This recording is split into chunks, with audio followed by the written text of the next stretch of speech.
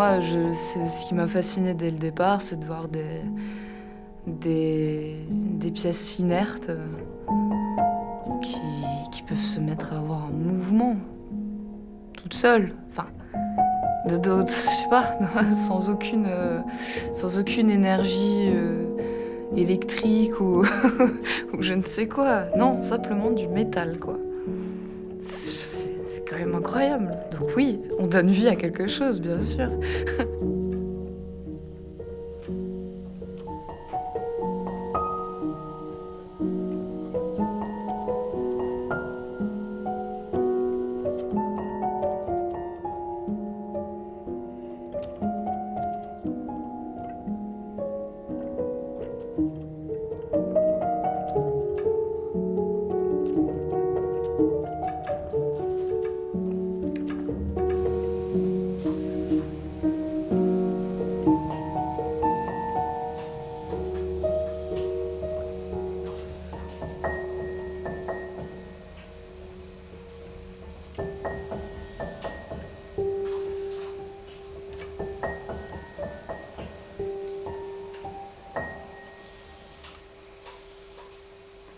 Les pièces sont très très petites, hein.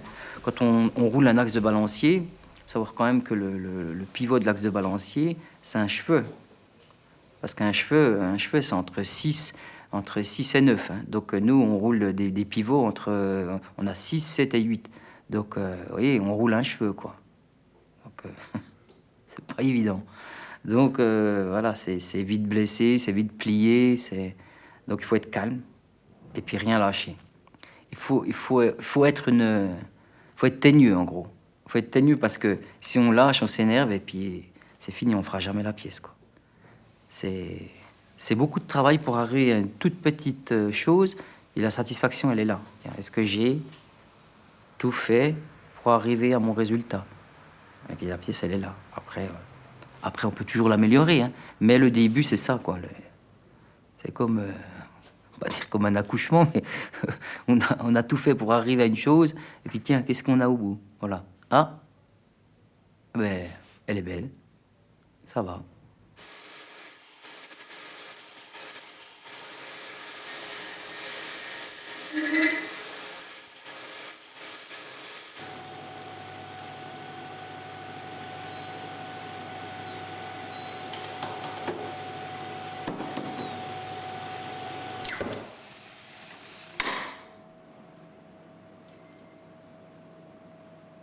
Des fois, on se rate, mais ça, je m'en souviens pas. On recommence. On est un peu anxieux un moment, puis on recommence. Et puis après, ça passe, mais je me souviens pas. Ah si, là, ouais, quand même. Ah ouais, la dernière fois, j'ai quand même beaucoup. Ouais, maintenant, c'est plutôt quand on fonce dans les machines. C'est plutôt les collisions. Et là, justement, ça me revient, la dernière collision, c'était... Ah ouais. Ah, on en rit après coup. C'était une belle pièce, et puis c'était bien. Et puis j'ai voulu changer vite un petit truc pour que ce soit mieux, et puis... et boum. Voilà, c'était tout plat. Elle était toute plate, la pauvre pièce.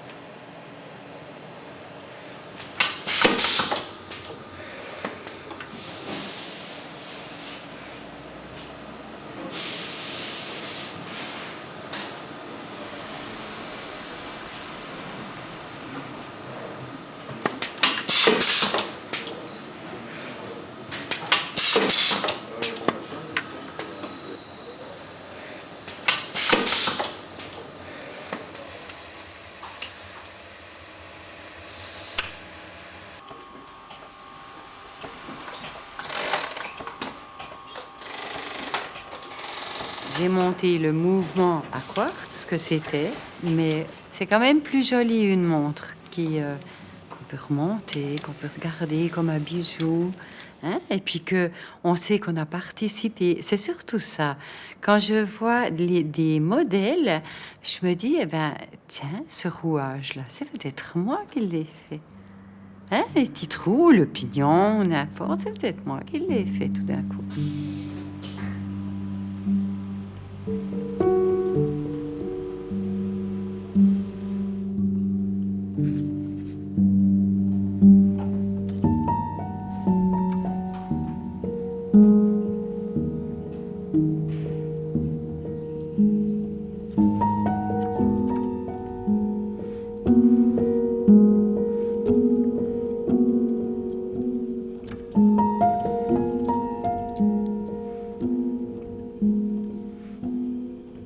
C'est quelque chose c'est un puits sans fond, quoi.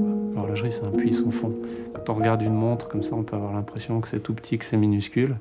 Mais quand on prend le temps d'y pénétrer un petit peu, avec un petit peu l'habitude, à force, au binoculaire ou avec une loupe dans l'œil, on a l'impression que c'est une immense cathédrale, on peut se promener dedans, quoi. Et c'est plein de recoins, il y a plein de... C'est un dédale, hein. C'est un vrai dédale, quoi. On a l'impression des fois d'être un petit insecte et puis de se promener à l'intérieur.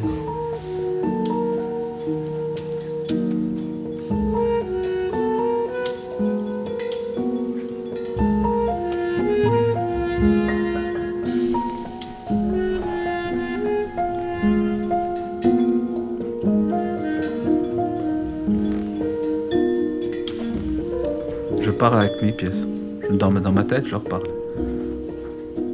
Je me dispute avec. Vraiment, quand on arrive dans des limites, les limites, bien sûr, c'est pas la pièce qui nous la fournit, c'est nous. C'est notre savoir, c'est nos doigts, c'est notre humeur, c'est notre état d'âme. Quand on arrive vraiment dans des zones comme ça, où une pièce qui est rebelle, qui est retors, voilà, moi je les prends un peu comme les gens, je leur parle, je leur dis mais ça va pas aller, de toute façon, ça va pas aujourd'hui, demain ça ira, alors autant te laisser faire, hein.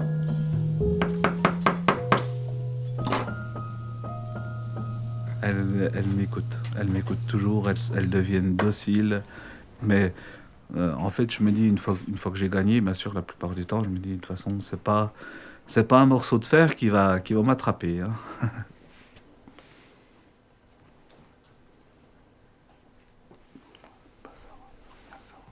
Il faut vraiment la maîtrise de ses doigts, de son corps, de son esprit, de son attitude pour pouvoir travailler du tout petit.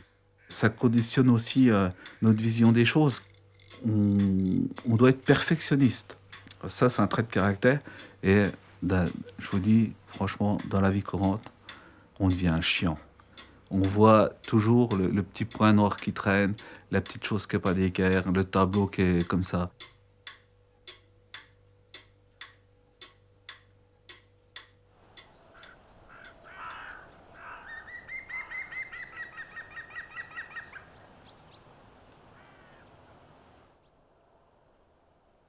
Ma femme me dit souvent que je suis un pinailleur.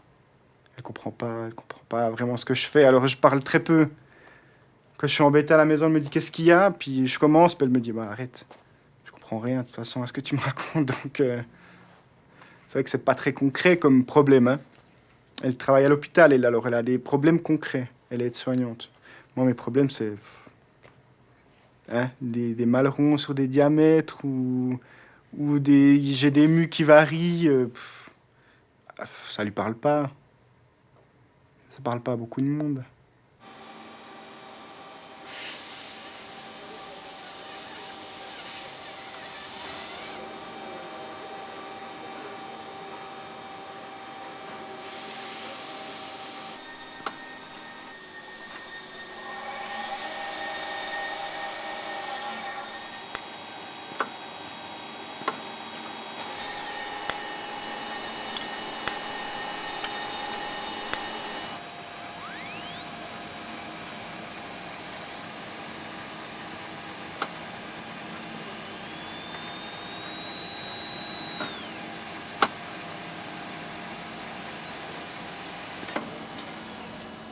Moi, avec les doigts, je sens de quel côté sont les pivots de 6 centièmes.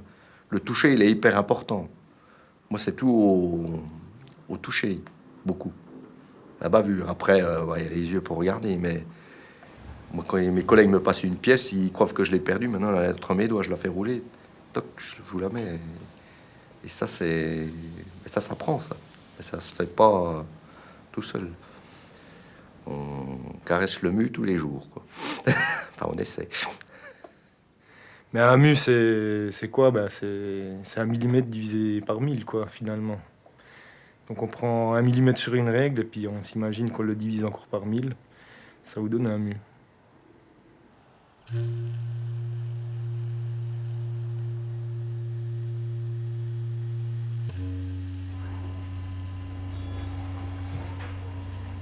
Vos outils, vous les faites vous-même, vos programmes, vous les faites vous-même de la façon dont vous voulez sortir la pièce, pour au final avoir un truc dans la main et puis dire ouais, voilà, j'ai réussi à faire ça. Et quand ça devient compliqué, les gens ils vous disent ouais, je suis sûr que t'es pas capable de la sortir et tout. Et puis à la fin, vous les posez sur le bureau du patron, et puis elles sont là, les pièces.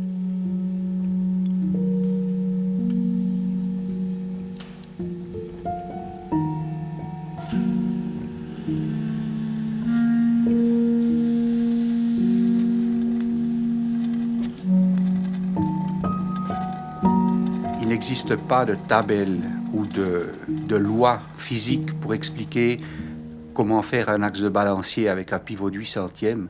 Il n'y a pas un bouquin qui va vous l'expliquer. Il n'y a aucune école qui pourra vous expliquer comment faire. Ça reste la propriété de chacun, en somme. Maintenant, il y a des 3D qui font des simulations géniales et tout. Seulement, entre le crayon, c'est facile de marquer un mu au crayon, 0,001, c'est facile. Mais avec un burin, de le faire, c'est autre chose.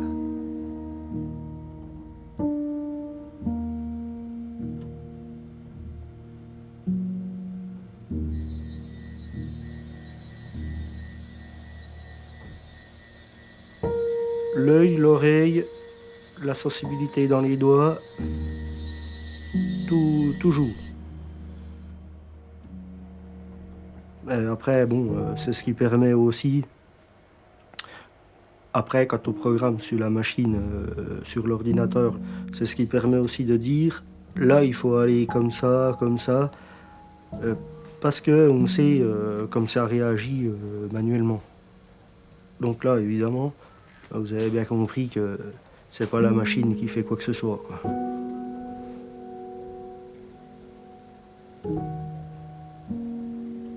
Ça va surtout être délicat.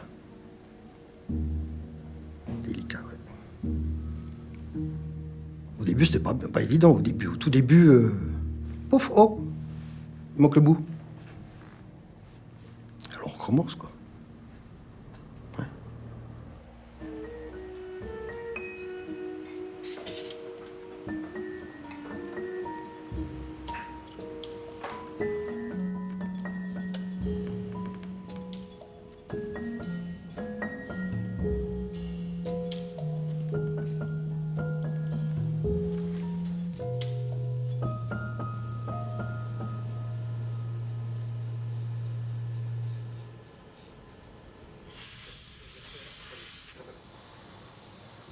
J'adore les réglages. Quand on me laisse faire un réglage, j'aime bien parce que c'est tout un monde. Hein. On les met en hauteur, on calcule leur longueur, quoi, les hauteurs des outils. On joue aussi avec les rayons de certaines fraises. Et puis tout ça, c'est une passion, quoi, ce métier. C'est une passion. Dès qu'on a réalisé, par exemple, les premiers tangentements, on sait maintenant à quelle hauteur on va jouer dans le Z. Faut jamais se tromper. Hein. On se trompe d'un dixième, on a foutu en l'air les outils. Hein. Donc il faut vraiment faire les choses dans la tranquillité, dans le calme, pour que tout le résultat soit nickel, quoi. Bon, c'est le métier, hein. On le choisit, hein. Dès qu'on l'a choisi, que ce soit un peu plus grand ou encore plus petit que ça, le système est le même. Hein. Il faut toujours rester dans la tolérance. Hein, j'ai resté dans les exigences de ce qu'on demande. Parce qu'après, la pièce, elle est montée quelque part. Là où elle est montée, si on n'était pas dans ces dimensions-là, elle ne pourra pas se monter. Donc là où elle va se faire monter, ben, c'est déjà prévu, justement, ces tolérances sont prévues pour que la pièce y aille et que le système fonctionne sans problème.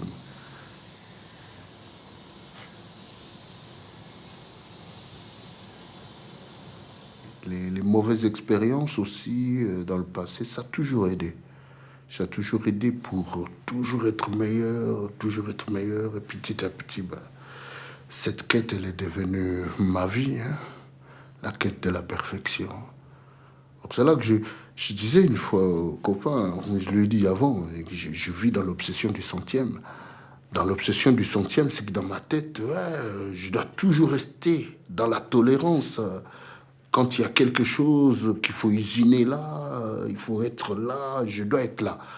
Je ne peux pas être ni en bas ni en haut. Donc, c'est resté comme ça dans ma vie. Hein. C'est resté... C'est ça. C'est devenu aussi mon métier en même temps. Ouais. Alors, ça va, quoi.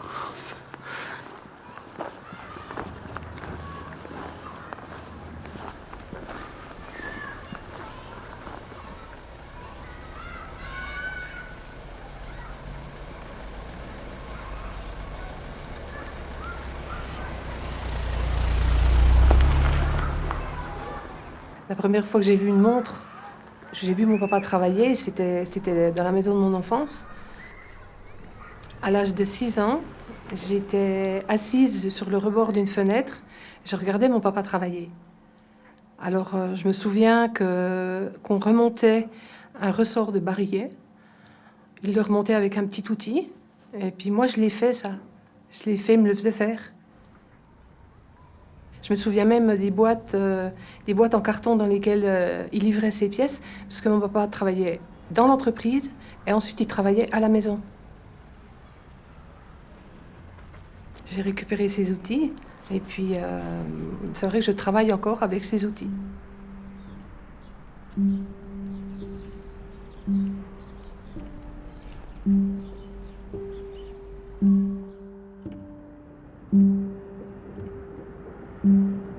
On arrivait un samedi ici avec mon père, et c'était magique, quoi. Il y avait une lumière très très pure. Oui, pas un nuage dans le ciel, il faisait 2-3 degrés, enfin il faisait pas chaud, mais c'était pas grave, quoi.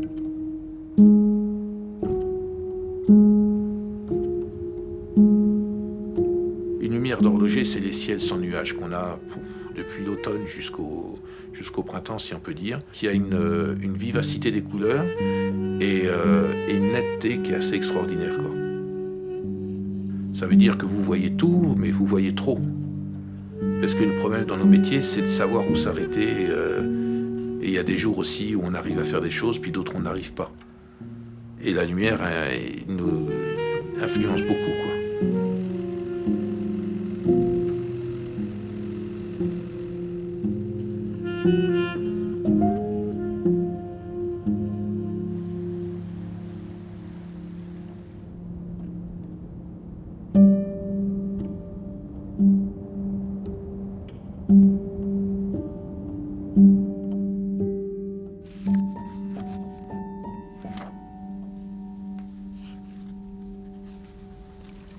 Il y a des choses merveilleuses dans la nature, qui sont même extrêmement difficiles à reproduire. Elles nous amènent des formes, des courbes qui sont naturelles. Les anses des montres, elles ont une courbe naturelle qui est imaginaire au départ, et puis après elle part comme ça, en spirale, et je prends qu'une portion de cette spirale. C'est comme une portion de feuilles de nénuphar.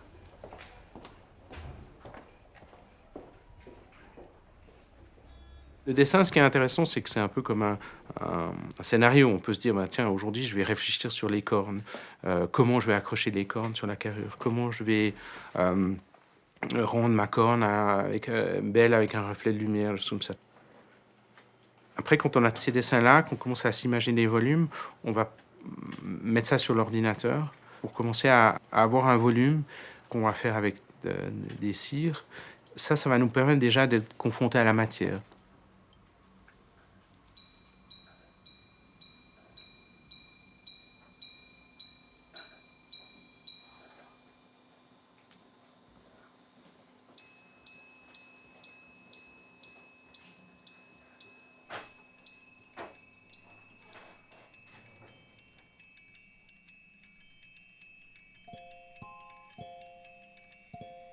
Bravo, elle applaudit.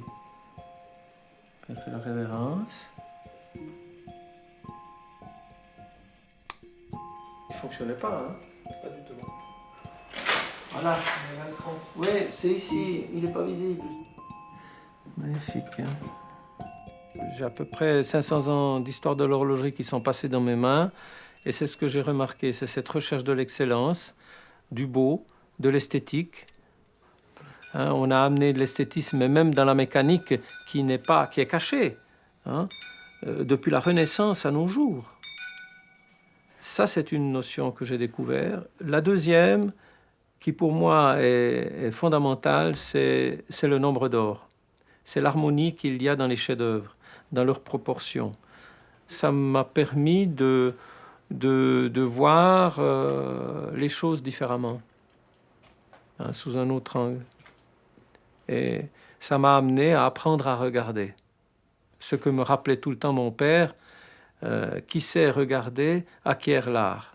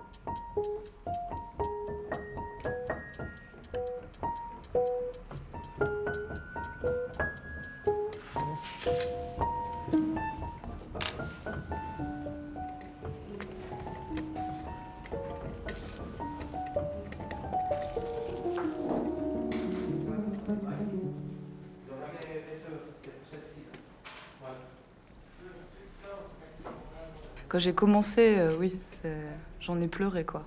Vraiment. Donc, voilà, ça a été très clair. Je me suis dit, il faut vraiment que je fasse ce métier. Parce que bon, je pense pas que ça arrive à grand monde d'être aussi ému devant des objets, enfin, par des œuvres d'art, mais c'est le cas.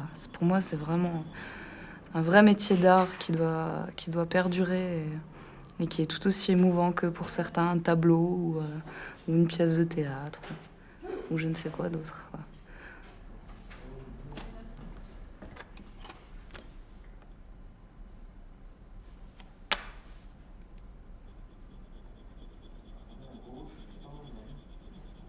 Ton mouvement encore, ce sera pas plus facile pour venir là après ici. Mais regardez voir de dessous. Ça. C'est ça qui m'embête, je sais pas quoi c'est. Je me dis qu'il faut que je la passe par-dessus la platine. Ah ouais, oui, il doit passer à cheval entre deux. Parce que ça, c'est ce qui est interrogé ici, je pense. Les goupilles, c'est ça, hein? Je pense.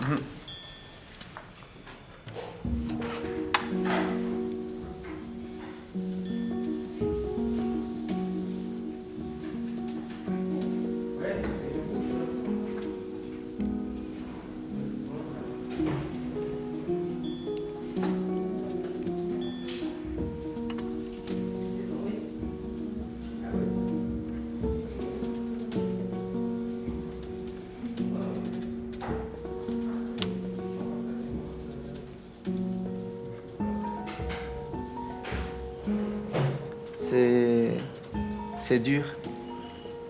On doit beaucoup limer. On lime beaucoup. On a les doigts en sang.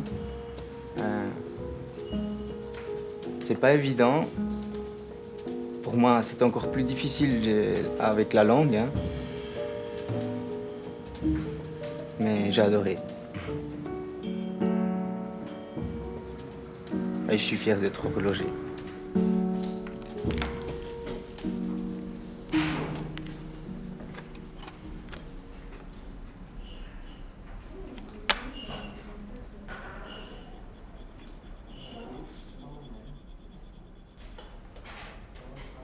C'est quelque chose qui m'a donné beaucoup de fil à retordre à l'époque en apprentissage, parce que c'est un des premiers objets que justement que j'ai fait qui me sert tous les jours.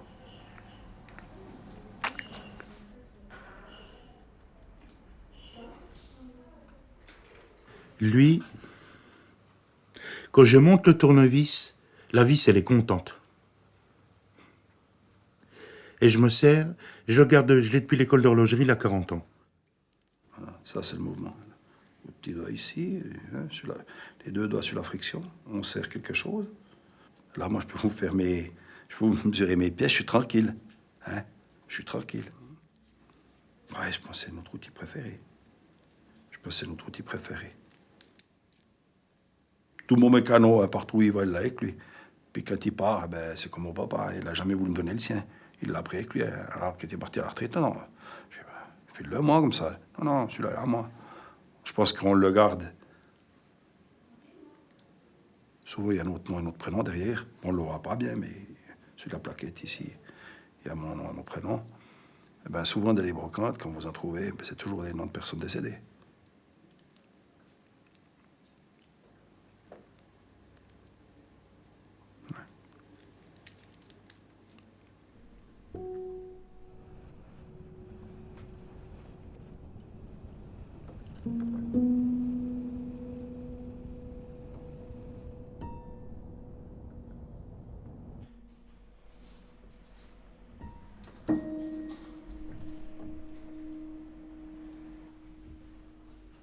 Quand j'ai commencé, finalement, il n'y avait plus d'horlogerie. C'était le désastre. C'était une zone considérée sinistrée. Je me suis mis à mon compte envers et contre tout, à contre-courant, parce que j'ai découvert le patrimoine de l'horlogerie ancienne durant mes études. J'ai découvert des choses extraordinaires. Et puis je me suis dit, non, c'est pas possible, ça peut pas s'arrêter comme ça. En 1860, à Fleurier, il y avait 600 horlogers. Vous imaginez? Et j'ai toujours voulu fabriquer des mécanismes parce que je ne trouvais pas sur le marché des mécanismes qui correspondaient à mes expectatives. C'est pour ça que c'est devenu une fabrication, une manufacture. C'était par rapport au fait qu'on ne trouvait pas chaussure à son pied, un peu. Alors on le fait nous-mêmes. Hein, donc c'est quelque chose d'assez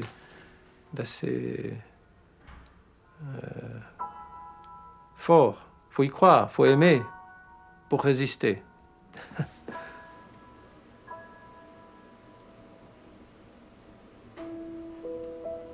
La raison fondamentale de créer cette marque, c'est pour qu'il y ait une pérennité.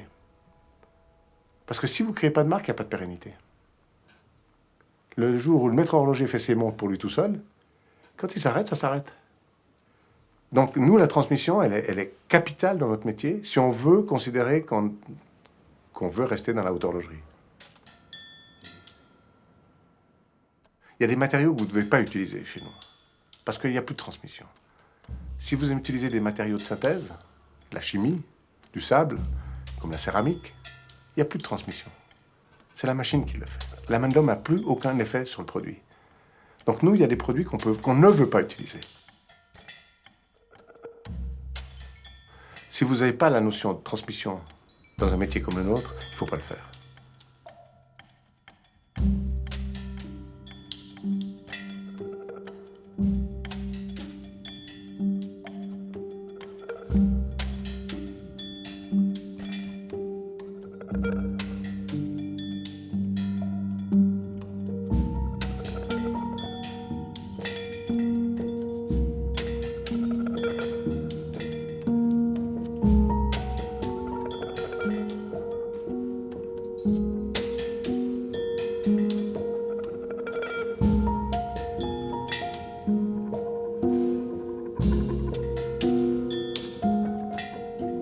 Mes collègues, elles vont pas travailler de la même façon que moi, ni avec les mêmes limes.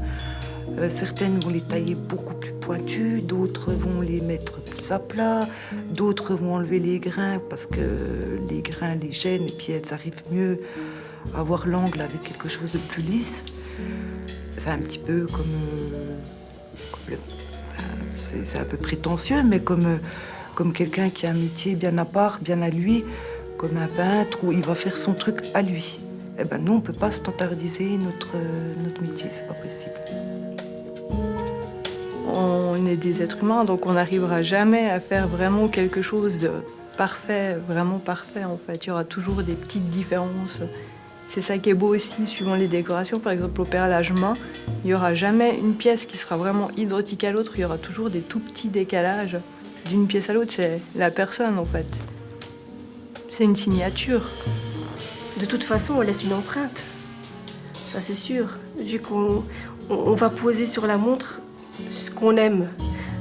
Donc oui, je pense qu'on laisse tous une empreinte sur la montre. Chacun à sa façon.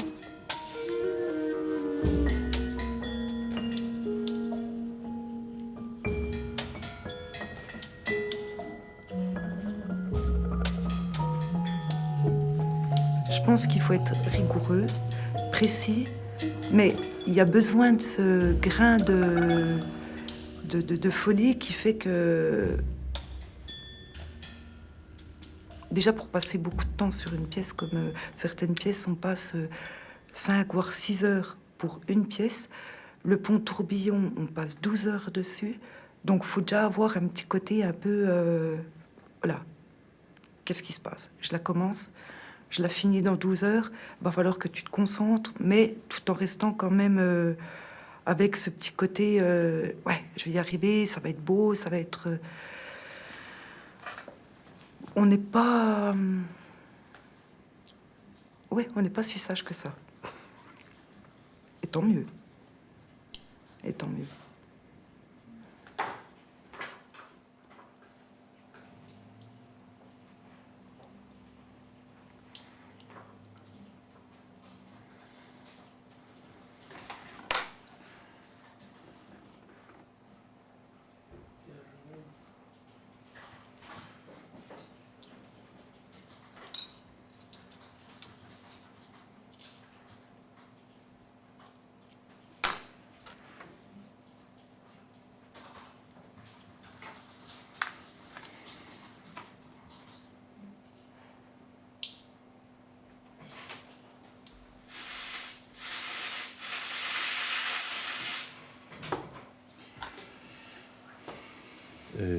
C'est un système de dates hein, qui a déjà été fait, mais nous, on a voulu faire dans la démesure, faire une date immense, et en oubliant tout ce qui s'est fait. C'est-à-dire qu'on est parti page blanche, et on a inventé des systèmes. C'est pas une montre où il y a 700 pièces dedans, hein, non. Une montre à complication, c'est plusieurs ensembles complètement autonomes qu'on peut faire fonctionner ensemble d'une manière plus ou moins interactive, qu'on peut enlever, qu'on peut remettre. C'est ça, une vraie montre à complication. C'est pas un champ de bataille, vous voyez. Il faut toujours penser à la construction, à la déconstruction. Et là, on avance, on a du costaud. Il faut que ça soit solide, une montre. Hein. Ça bouge 27 000 fois par jour. Hein.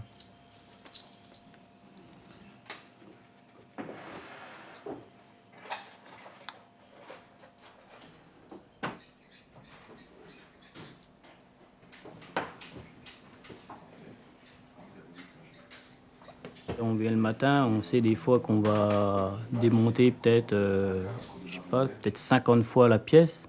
Donc en gros, c'est comme un cercle. Au début, on est autour, puis après, on s'approche de plus en plus du centre du problème.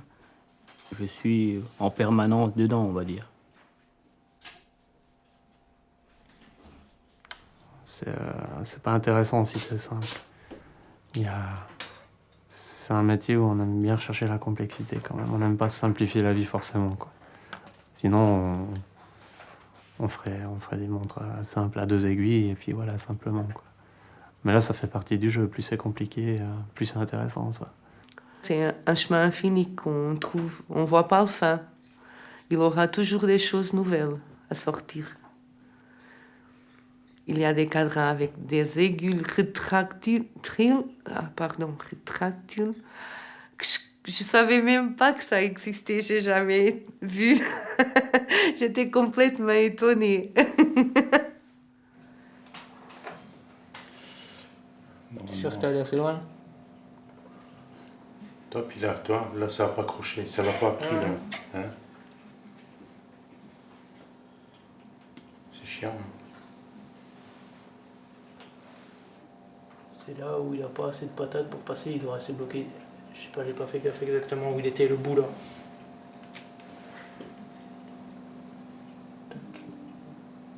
Alors là, on remonte. Si je pousse à peine là.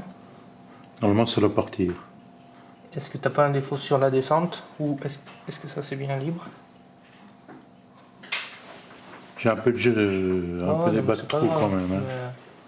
Il se tasse les bras. Ouais. Non, mais on voit qu'on s'accélère. Ça, je l'ai relevé parce que ça avait tendance à frotter là, puis j'ai même fait un angle au-dessus, t'as vu là, au-dessus de la cam. Hein. Ça avait tendance à frotter dessous. Hein. Il faut qu'on se replante.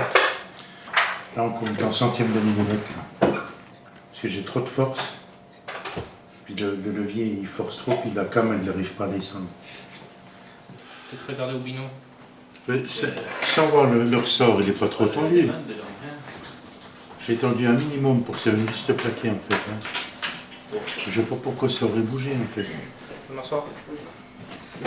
Mais ce qui me gêne, c'est qu'en démontant, remontant, j'ai bugué un truc et je ne sais pas quoi. Mais il n'y a pas beaucoup de différence. Hein. Mais des moments, on a des bugs comme ça. Il y a la mouire. Alors là, il faut le troisième œil. Ou des fois, tu sais pas pourquoi, tu rentres chez toi, le lendemain matin, dans la voiture. Ding. Mais là depuis hier, c'est ultra fatigant. Quoi. Tu réfléchis, tu ne trouves pas, tu démontes, tu remontes. Souvent, tu es trop pressé, tu es énervé, tu fais des bêtises.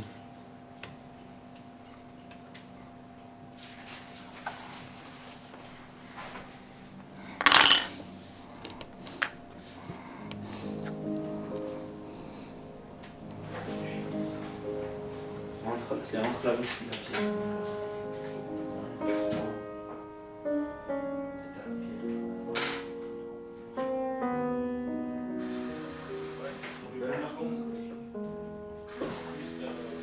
La barre qui vient au milieu du module.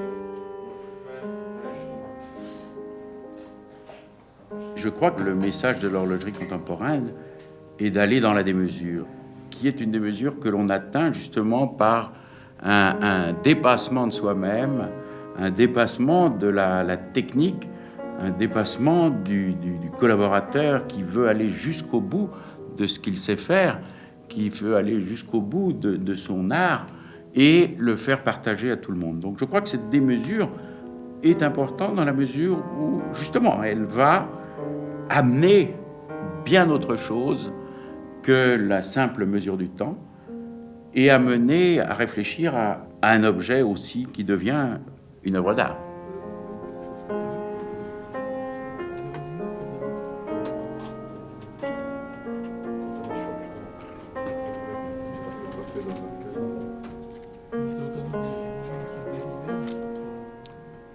Je pense que c'est la montre, le mouvement mécanique en tout cas, ça s'approche d'un rêve d'un gosse, je dirais. C'est un mécanique qui fonctionne, qui fait tic-tac, mais quand on est petit, quand on regarde ce genre de mécanisme, on ne comprend pas comment ça fonctionne. Et puis, petit à petit, on a envie de découvrir pourquoi il fonctionne, comment ça doit fonctionner. Je suis venu en Suisse pour ça, hein. Je dirais que quand je suis parti du Japon, c'était vraiment pour apprendre l'horlogerie. je veux pas parler là-dedans de tout ce qui est de l'engrenage, de spirale, enfin... Mais comment dire ça? Parce que c'est comme si vous me demandez comment ça fonctionne le soleil. Il y a des explications scientifiques derrière, mais j'essaye pas trop d'aller trop loin, de comprendre ou d'exprimer là-dedans, parce que un petit peu de part de mystère, ça fait pas de mal.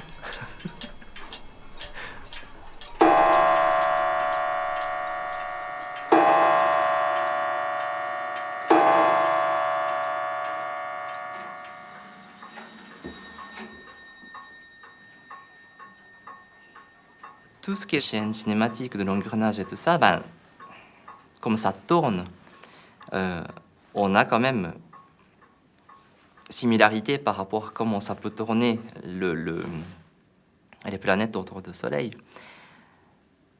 Et quand je dis l'univers, c'est pas que l'espace et les planètes, aussi ça peut aller jusqu'à les êtres humains. Donc le spirale, enfin le balancier qui se bat, enfin qui bat comme ça ressemble aussi le cœur des êtres humains qui bat. Donc c'est l'ensemble. Je sais pas si j'arrive à m'exprimer là-dessus, mais voilà.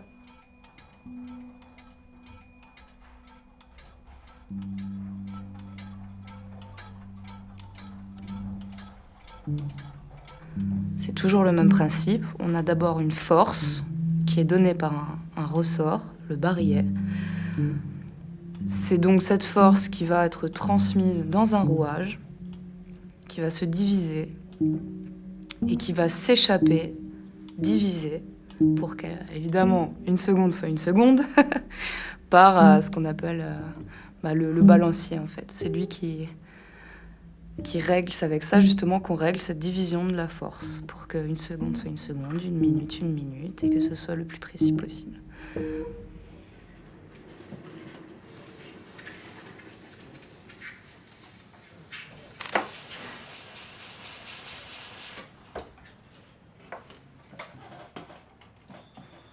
On peut dire que chaque mouvement est différent. C'est chaque fois autre chose. Et je crois qu'avec le réglage, ce qui est passionnant, c'est que on apprend tous les jours quelque chose. Quelque chose de nouveau arrive.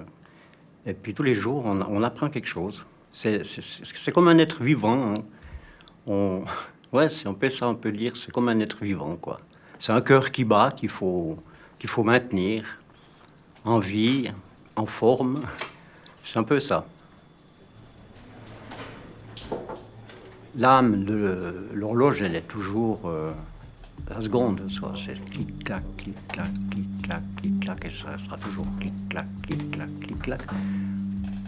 Même si on ajoute d'autres composantes ou d'autres fonctions, il y aura toujours le cœur, ce fameux cœur qui est le balancier spirale que je travaille, qui restera éternellement.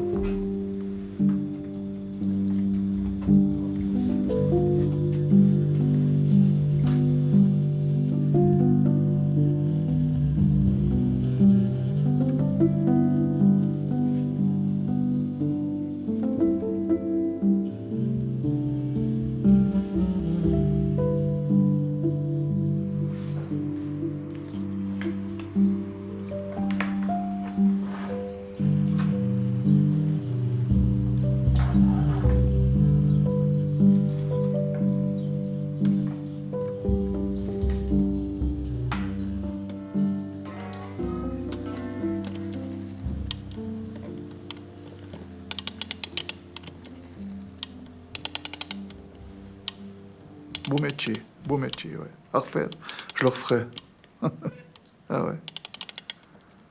Ouais, c'est bien. Ouais. La mécanique, c'est beau, c'est vrai. C'est un truc, une fois que vous l'avez fait, il reste, hein. Chaque fois qu'on sort une pièce, on se dit, moi je serai plus là, mais les pièces seront toujours là, hein. On va pas les mettre à la poubelle, hein. C'est quelque chose qui est valorisant pour celui qui les fait.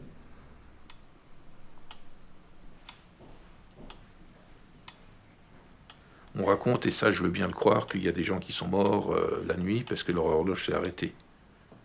Dans le sens qu'ils écoutaient leur horloge leur donnait le rythme, Et puis le jour où l'horloge s'arrête, la nuit où l'horloge s'arrête, ils arrêtent de l'entendre, ils s'arrêtent de vivre, quoi. Et ça, moi, je suis capable d'y croire à ça, quoi.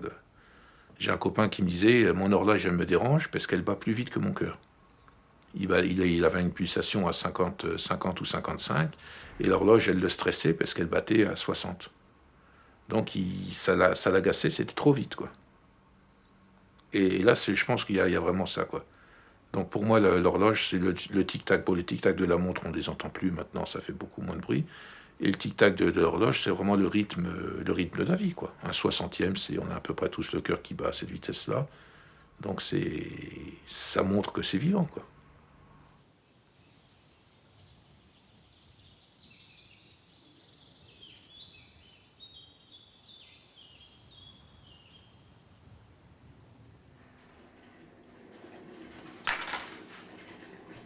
Là, on voit, et puis on voit les rebonds qui On se voit le passent. rebond du disque Voilà. qui fait en avant, en arrière. Hein. En fait, il y a le temps que on a mesuré le temps que le marteau il tombe. Donc la grande bascule là, qui tombe du limaçon, ça met 3 millièmes de seconde. Ouais. C'est un lacet qui est laminé. À niveau Il a, précision. voilà, puis après on ajuste la longueur, c'est tout. Si vous voulez, le temps qu'on monte de là à là, l'affichage il n'a pas bougé. C'est un peu comme ça existait ces heures sautantes avec 2 étoiles Oui. Qu'embraye une à l'autre, c'est ce principe-là en fait. On comble le jeu d'engrenage et Ouais, après c'est ouais. le premier sautoir qu'on a armé qui vient redonner l'énergie au second. Mais ça reste une bête à chagrin. On a tout verrouillé. Ouais, c'est bon. Parce que, Ça se fait pas trop mal, mais c'est vraiment du pièce à pièce. Hein. Oui. Ouais, là c'est quand On même peut plus pas. ajustement, C'est vraiment du pièce à mais pièce. on voit que dans le- ouais, pas. mais on voit que dans les 3 millièmes Hein de seconde, on arrive à faire toutes ces fonctions. Oui, mais c'est juste la Donc forme. c'est quand même. Ouais, il faut s'imaginer. Ben, là, je vous pas dis, énormément là, de on a touches. presque la preuve, parce que je suis en train de monter Ouais. une au propre. Pour l'instant, j'ai pas de soucis, ça fonctionne. Ouais. Ouais. Oh. On a tâtonné, machin, et j'arrive le lundi, je fais sauter mes disques. Yes! Sous l'établi, je me fais tout seul. Yes! C'est bon, je leur dis rien. Je monte tout nickel, je pose le cadran, les aiguilles, je monte tout dans la boîte et tout. J'essaye, tac, tac, tac, tac, je fais les corrections. Nickel. Il y avait encore deux, trois petites stabilités à assurer. Je me dis, c'est bon. J'appelle mon directeur, je dis, ouais, fier comme un pan. Tiens, voilà l'ouvrage. Il la prend, il appuie, là, 2 coups, il a tout mis en vrac. Je suis parti. Ah, je voulais changer de métier. J'avais le moral d'un thon rouge dans un frigo de japonais. Hein? J'étais à peu près comme ça. Toi. Je te jure, je suis parti en ville, je vais boire des cafés pour me remettre. Je voulais changer de métier, ouvrir une baraque à frites. Hein. Des grands moments de désespoir. Puis des fois, tu as des grands moments de joie. C'est comme ça, quoi. C'est la vie.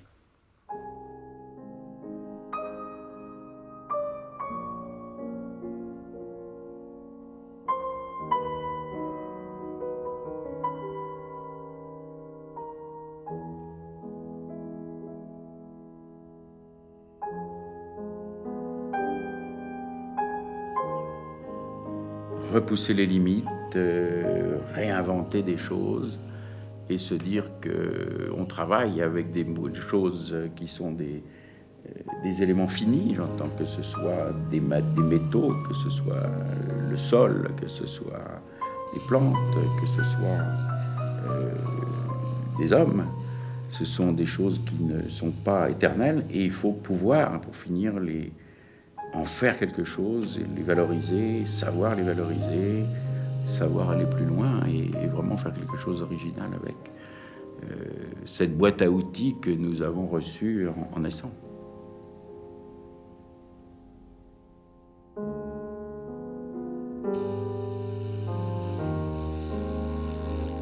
Pour moi, c'est comme celui qui opère. Hein. Je veux faire toujours mieux, toujours mieux. J'ai réussi 2 fois dans ma vie à faire un bulletin avec dans les 5 positions 0,0000 secondes. Ça arrive qu'une fois dans notre vie, pareil. Avant, ça m'arrivait 2 fois. Puis j'aimerais que ça m'arrive tous les jours, bien sûr.